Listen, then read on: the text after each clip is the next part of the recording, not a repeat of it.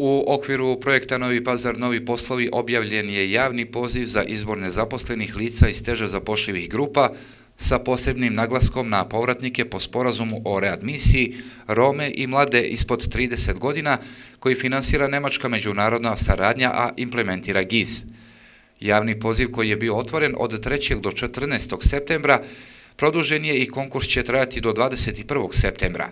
Komisija će nakon završetka prijava bodovati liste i odrediti koji kandidati su primljeni.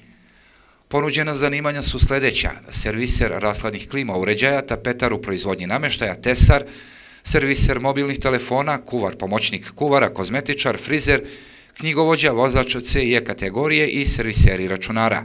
U skladu sa listom prioriteta nezaposlenih lica iz kategorije teže zapošljivih, za program dokvalifikacije i prekvalifikacije biće organizovane stručne obuke u cilju osposobljavanja 30 nezaposlenih lica za izabrane poslove. Obuka za prekvalifikaciju i dokvalifikaciju će trajati 3 mjeseca i podrazumevaće teorijski i praktični deo. Kandidati će na kraju obuke dobiti sertifikate koji su merodavni za traženje posla.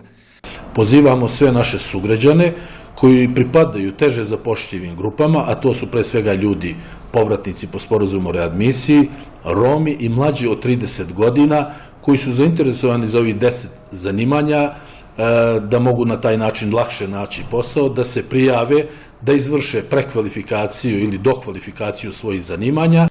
Prijava sa pratećom dokumentacijom podnosi se lično u prostorijama Regionalne razvoja agencije Sandžaka Seda, ulica 7. jula bez broja, najkasnije do 21. septembra do 15 sati. Zainteresovani kandidati konkursnu dokumentaciju mogu naći na sajtovima grada, agencije Seda i Kancelarije za mlade.